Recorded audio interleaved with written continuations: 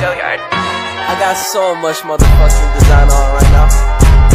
Break it down, bring it back, make it clap. I got 3 old thoughts, new block, where that thing, bitches on my line, and you know. Epistemologi adalah salah satu cabang dalam filsafat yang berfokus pada studi tentang pengetahuan. Istilah epistemologi berasal dari bahasa Yunani, di mana episteme yang berarti pengetahuan dan logos berarti ilmu atau studi. Secara umum, epistemologi membahas pernyataan-pernyataan mendasar tentang sifat, asal-usul, cakupan, batasan, dan metode pengetahuan. Berikut adalah beberapa aspek penting dalam pengertian epistemologi. 1. Sifat pengetahuan. Epistemologi mencari pemahaman tentang apa yang dapat dianggap sebagai pengetahuan yang sah dan bagaimana pengetahuan ini dibedakan dari kepercayaan, pandangan, dan opini semata. Asal-usul pengetahuan. Epistemologi mencoba menjawab pertanyaan tentang bagaimana memperoleh pengetahuan, apakah pengetahuan datang dari pengalaman sensorik, akal budi, atau sumber lainnya. Kriteria kepastian. Apa yang membuat pengetahuan menjadi benar atau pasti? Epistemologi mempertimbangkan kriteria atau standar yang digunakan untuk memastikan kebenaran atau kesahihan pengetahuan. Metode pengetahuan. Bagaimana kita mencapai pengetahuan yang dapat diandalkan? Apakah metode ilmiah adalah satu-satunya cara atau apakah ada metode lain yang dapat digunakan? Skeptisisme. Epistemologi juga mencakup pernyataan tentang apakah ada batasan dalam apa yang dapat kita ketahui dan apakah ada keraguan yang mendasar tentang kebenaran pengetahuan kita.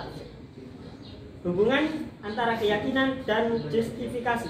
Bagaimana kita dapat membenarkan keyakinan kita? Apakah kita harus memiliki alasan atau bukti konkret untuk setiap keyakinan yang kita miliki?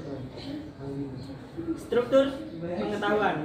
Bagaimana pengetahuan disusun, diklarifikasikan, dan diorganisasi? Apakah ada hierarki dalam pengetahuan, misalnya antara pengetahuan dasar, fundasional, dan pengetahuan turunan? Masalah epistemologi terkait. Epistemologi juga melibatkan studi tentang berbagai masalah epistemologi, seperti masalah Gitter yang mencurigai definisi nasional pengetahuan, paradoks Gitter, dan banyak lagi. Epistemologi memiliki peran penting dalam disiplin ilmu, termasuk ilmu pengetahuan, filsafat, logika, dan bahkan pertimbangan sehari-hari kita. Ia membantu kita memahami dasar-dasar pengetahuan, keandalan metode ilmiah, dan aspek-aspek lain yang berkaitan dengan cara kita memahami dunia di sekitar kita. Epistemologi Islam adalah cabang dari filsafat Islam yang fokus pada kajian tentang sumber, sifat, dan asal-usul pengetahuan dalam kerangka pemikiran dan ajaran Islam. Epistemologi Islam bertujuan untuk memahami bagaimana pengetahuan diperoleh, disusun, dan diukur dalam konteks kepercayaan dan prinsip-prinsip Islam. Beberapa konsep dari prinsip penting dalam epistemologi Islam antara lain ikro. Konsep ini menggarisbawahi pentingnya pembelajaran, pendidikan, dan pencarian pengetahuan dalam Islam. Ayat pertama yang diwahyukan kepada Nabi Muhammad adalah Iqra bacalah, yang menekankan pentingnya membaca, menulis, dan belajar. Ijma adalah prinsip dalam Islam yang menekankan pentingnya konteks atau kesepakatan dalam menentukan hukum atau kebenaran. Dalam konteks epistemologi, ijma dapat digunakan untuk memastikan kebenaran suatu pengetahuan. Qiyas adalah metode penalaran analogi yang digunakan untuk menentukan hukum atau kebenaran dalam situasi yang belum diatur oleh hukum Islam. Ini adalah salah satu cara bagaimana pengetahuan dapat diperoleh dalam Islam. Hadis adalah catatan tentang ucapan, tindakan, dan persetujuan Nabi Muhammad. Hadis digunakan sebagai sumber pengetahuan yang penting dalam Islam dan diverifikasi oleh para ahli hadis. Akli dan akli. Epistemologi Islam menggabungkan kedua pendekatan ini. Sementara pengetahuan yang diperoleh dari wahyu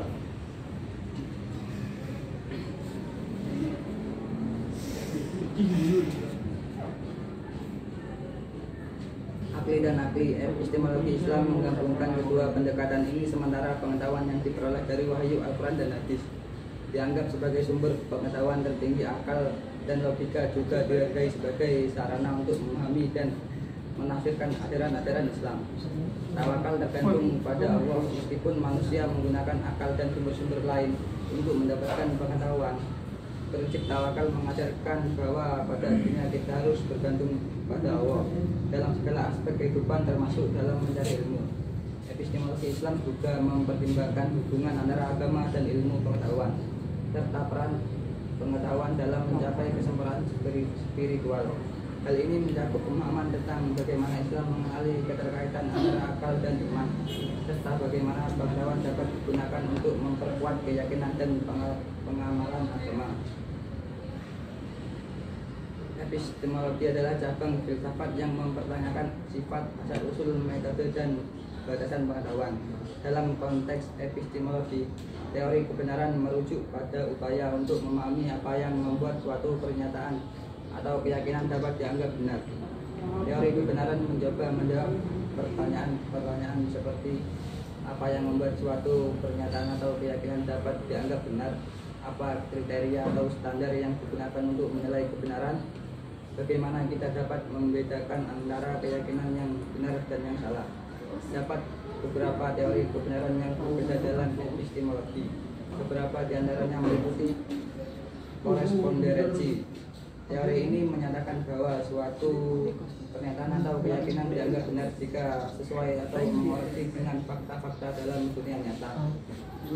Dalam kata lain, kebenaran terletak dalam kesesuaian antara pernyataan dan kenyataan. Kondisivitas.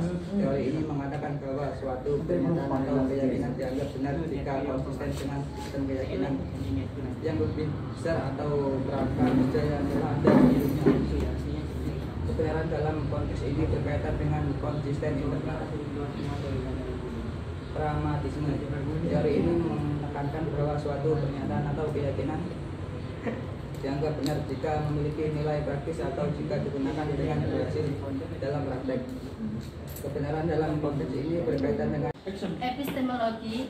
Skeptisisme adalah aliran pemikiran dalam epistemologi atau cabang filsafat yang mempertanyakan sifat, asal-usul, metode, dan batasan pengetahuan, yang menekankan keraguan dan ketidakpastian terhadap kemampuan manusia yang mencapai pengetahuan yang benar atau pasti tentang dunia. Skeptisisme mengajukan pertanyaan kritis tentang apa yang dapat diketahui dan sejauh mana kita dapat mempercayai keyakinan kita. Ada beberapa bentuk skeptisisme, termasuk yang pertama, skeptisisme Pirhonia. Nama skeptisisme ini berasal dari tokoh Yunani kuno bernama Pirho. Skeptisisme Pirhonia menekankan bahwa kita tidak dapat mencapai pengetahuan yang pasti, sehingga harus menggantikan keyakinan-keyakinan kita dapat keraguan. Pirho berpendapat bahwa dalam setiap argumen ada argumen yang dapat dihadirkan untuk dan melawan posisi apapun, sehingga kita harus menahan diri dari membuat penilaian akhir. Yang kedua, skeptisisme Cartesius. Skeptisisme ini dikemukakan oleh filsuf René Descartes.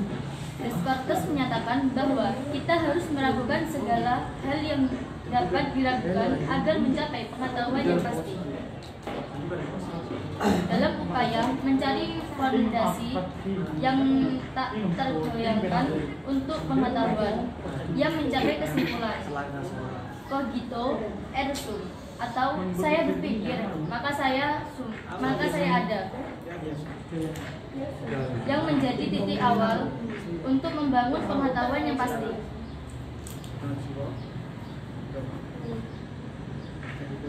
Yang ketiga, skeptisisme ilmiah. Ini adalah pendekatan skeptisisme yang melibatkan metode ilmiah untuk memeriksa dan menguji keyakinan dan teori-teori. Skeptisisme ilmiah mengajarkan bahwa klaim-klaim harus diuji melalui pengamatan empiris dan metode ilmiah yang ketat sebelum diterima sebagai pengetahuan yang dapat diandalkan. Skeptisisme epistemologi bertujuan untuk memeriksa dan mempertanyakan dasar-dasar keyakinan manusia dan mengajukan pertanyaan yang kritis tentang bagaimana kita dapat mencapai pengetahuan yang benar atau pasti. Ini adalah aliran pemikiran yang penting dalam epistemologi karena mengingatkan kita untuk tidak terlalu mudah menerima keyakinan atau pengetahuan tanpa pertimbangan yang cermat dan keraguan yang sehat. Skeptisisme juga telah memainkan peran penting dalam sejarah perkembangan ilmu pengetahuan dan filsafat.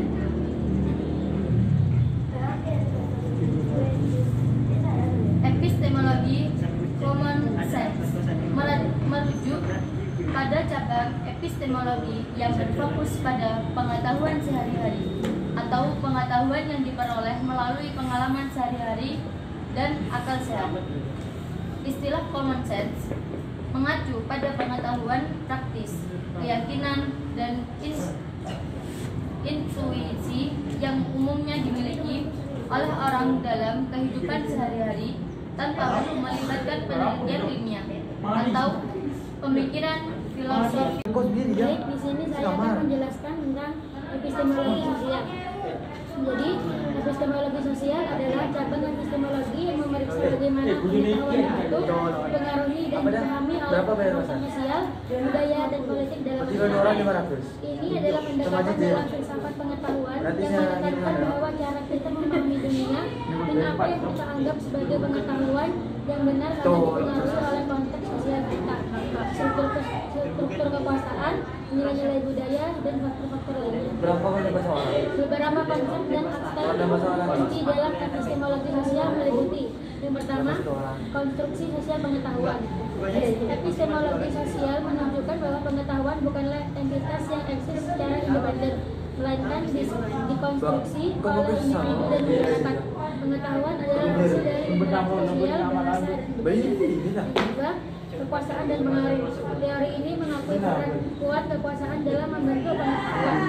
Struktur kekuasaan dalam masyarakat dapat memengaruhi siapa yang memiliki akses ke pengetahuan, siapa yang memiliki kontrol atas narasi, dan siapa yang memiliki otoritas dalam menentukan apa yang dianggap sebagai pengetahuan yang sah. Yang ketiga, konteks budaya. Epistemologi sosial menunjukkan bahwa budaya memainkan peran penting dalam pembentukan pengetahuan. Nilai-nilai budaya, keyakinan, dan norma-norma sosial dapat mempengaruhi cara kita memahami dunia dan menginterpretasikan informasi. Yang keempat, kritik terhadap bias dan kerasakan. Teori ini mendorong kritik terhadap bias dan kerasakan yang mungkin terkandung dalam pengetahuan yang ada. Ini memicu pertanyaan tentang apakah pengetahuan yang ada pada kelompok tertentu atau apakah itu memasukkan pandangan dan dari berbagai perspektif sosial. Sosiologi pengetahuan. Konsep ini seringkali terkait erat dengan sosiologi pengetahuan yang merupakan metode sosial yang memeriksa bagaimana pengetahuan dibentuk dalam masyarakat dan bagaimana dapat menghasilkan konsep-konsep seperti fakta, kebenaran, dan nilai. Epistemologi sosial telah menjadi penting dalam berbagai bidang termasuk sosial, antropologi, pengetahuan, studi pengetahuan, dan sebagainya. Ini menggiring kita untuk mempertanyakan pengetahuan yang kita terima, bagaimana konstruksi sosial membicarakan berpikir, dan implikasi sosial dari produksi pengetahuan. Epistemologi logika adalah salah satu cabang dalam epistemologi yang berkaitan dengan penelitian tentang dasar-dasar sifat, metode, dan batas-batasan dari pengetahuan yang diperoleh melalui pemikiran logis atau berpikir rasional. Fokus utama epistemologi logika adalah salah satu memahami bagaimana bagaimana kita dapat mencapai mengetahui yang benar dan valid melalui proses berpikir dan argumentasi yang sesuai dengan prinsip-prinsip logika. Berikut adalah beberapa poin penting terkait dengan epistemologi logika. Yang pertama yaitu penalaran rasional. Epistemologi logika berusaha untuk memahami bagaimana penalaran rasional bekerja dan bagaimana dapat menggunakan logika sebagai pengetahuan yang sah. Ini termasuk penelitian tentang berbagai jenis argumen, kesalahan logika dan bagaimana mengidentifikasi argumen yang kuat. Yang kedua yaitu validitas dan kegunaan. Dalam epistemologi logika ada perhatian khusus pada suatu argumen dianggap valid apabila nilainya mengikuti dengan benar dari prinsip-prinsipnya. Namun validitas saja tidak cukup. Penting juga untuk mempertimbangkan apakah premisnya benar atau kebenaran informasi dan apakah argumen tersebut memiliki relevansi dalam konteks tertentu atau kegunaan. Yang ketiga yaitu metodologi penalaran. Epistemologi logika mempertimbangkan metode-metode berpikir yang dapat digunakan untuk mencapai kesimpulan yang sah. Ini mencakup metode deduktif, induktif, dan abduktif serta pertimbangan tentang bagaimana menguji dan memeriksa argumen-argumen tersebut. Yang kelima yaitu bahasa dan notasi logika. Dalam epistemologi logika, bahasa dan notasi logika penting untuk membantu merumuskan argumen dan mengidentifikasi kesalahan logika. Pemahaman tentang bahasa formal dan notasi logika merupakan aspek penting dalam memahami bagaimana pengetahuan dan dapat disampaikan dengan tepat. Yang keenam yaitu teori penalaran dan bukti. Teori penalaran dan bukti. Teori dalam logika seperti logika proposisional, logika predikat atau teori bukti juga termasuk dalam domain epistemologi logika. Ini mencakup pemahaman tentang bagaimana kita dapat menggunakan formalisme logika untuk menganalisis dan menguji klaim-klaim pengetahuan. Yang ketujuh yaitu pengetahuan logika dalam pengetahuan. Epistemologi logika juga mempertimbangkan penggunaan logika dalam berbagai bidang pengetahuan seperti matematika, ilmu pengetahuan, filsafat, hukum dan lainnya. Ini melibatkan pertanyaan tentang bagaimana logika diterapkan untuk memahami menjelaskan dan mengembangkan pengetahuan dalam disiplin-disiplin ini.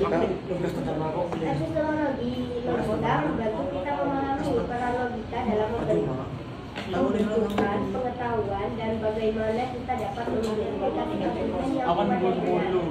Ini merupakan aspek penting dalam epistemologi yang berfokus pada perkembangan pemikiran kritis dan metode penalaran yang benar.